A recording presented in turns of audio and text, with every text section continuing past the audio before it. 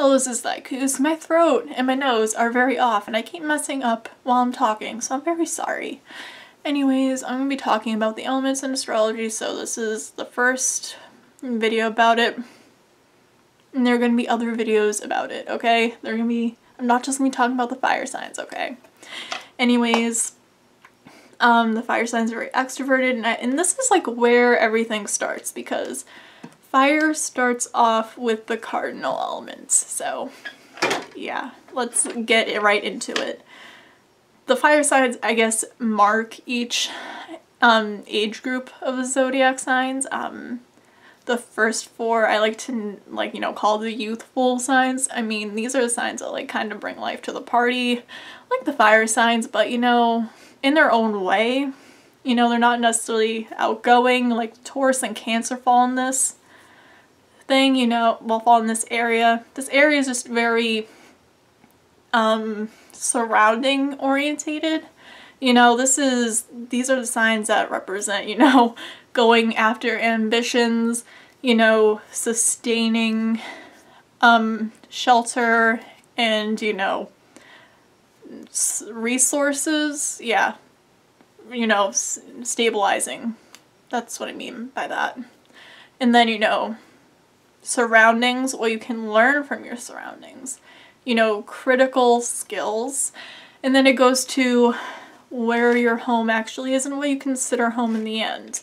Because water signs kind of embark the ending of each generation group in the zodiac wheel. And then, Aries starts off the youthful signs, and then Leo starts off what I like to call the teenage signs. This is where identity forms and how that fits in with other people. And then after that, Sag starts the wisdom signs, the old souls, whatever you want to call them. They kind of know that other people exist and where they fit in. These signs are more more thinking about the future and what they could do for the world. So that's basically the age groups of the zodiac wheel. Obviously, there can be a 50-year-old Aries out there. I'm not saying that Aries are all babies. I mean, they do grow old, okay? People grow old. Alright, so now they have that in mind, let's talk about the fire signs, okay? The fire starts off with Aries, which is a cardinal sign, okay? Fire starts off as a leader, and obviously Aries wants to go after what they see, alright? They're the first. Okay, this is when, they start off spring. We're in Aries season right now, okay? So spring's starting out. They're ready to conquer what's ahead of them. And that's basically what Aries is, They represent war. They're ruled by Mars. They represent raw emotion and beginnings and the start of everything, basically. They are the most cardinal sign, okay? They're the most rickiest Rick. I should not be throwing any more puns in here. Man, let's just move on. No more puns, I promise. We are number one. This should have been the first and last pun that I threw in an astrology video. But Aries is the most cardinal of the cardinal signs because they literally start off the wheel itself.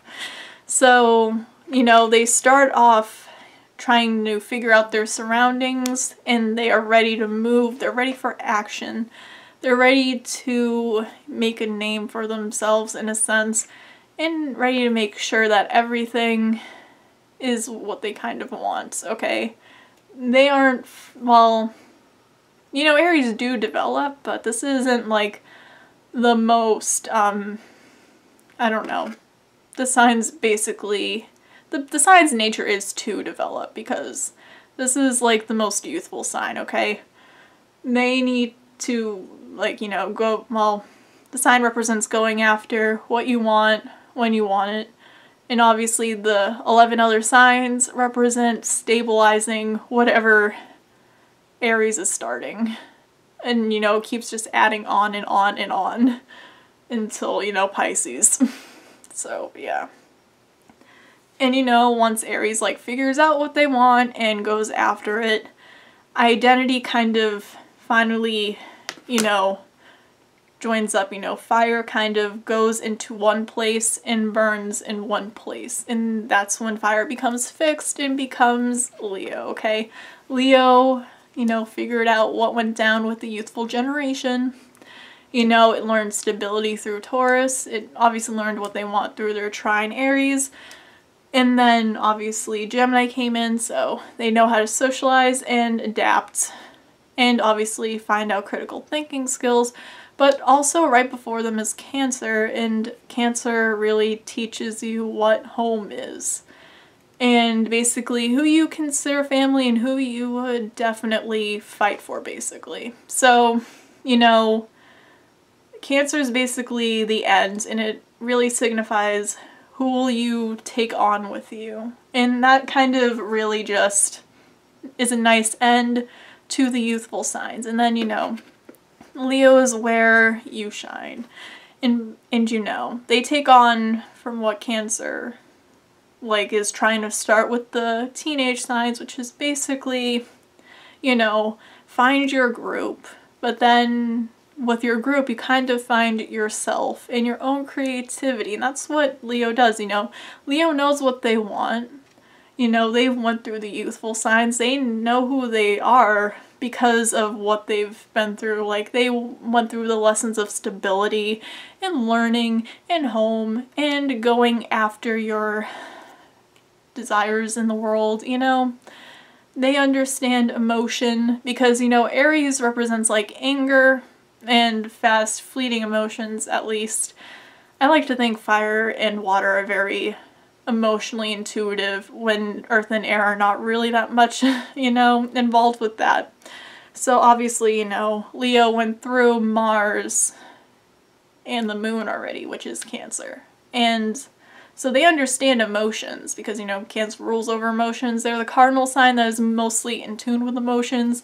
They're actually the cardinal sign that goes after their emotions. They're, like, the rest of them are just like, no, emotions, get away from me. Like, Cancer's just like, nah, come here, I'll deal with you, okay?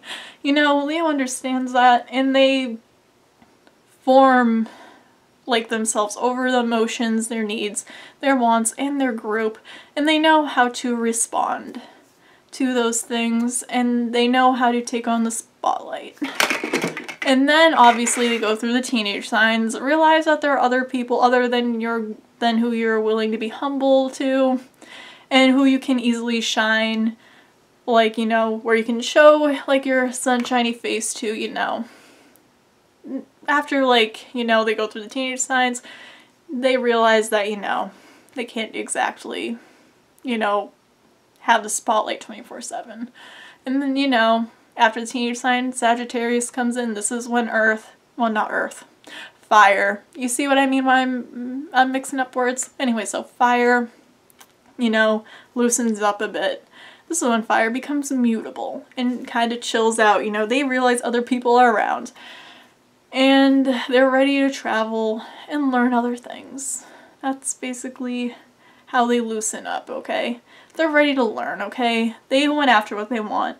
They realized what they want, and they knew they were good at it, but now they're kind of just ready to move on, kind of see what other options there are in the world, and that's just what fire kind of ends up being. Because this is the last fire sign, and the old fire sign. And honestly, Sagittarius is not really that much of an old sign. They just kind of start off the older signs, because then it turns into Capricorn, and after Capricorn, it just gets weird. And that's basically how fire forms through the generations. You know, fire starts off saying, this is a good idea, I'm gonna go after it, and they go after many ideas, and they find out what is the best thing to do in certain situations. Then when they figure out what the best thing to do is, they become stubborn, they become fixed, and they keep doing that thing, and they know how to shine, and they know how to entertain and be humble to other people, and they know how to take on the spotlight and be extroverted and be out there, even more than they did before.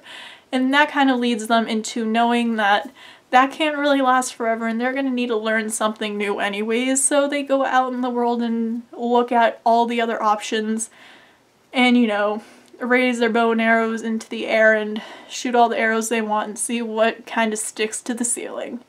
Anyways, this is the fire signs, and I hope you enjoyed this video, even though I can't talk today.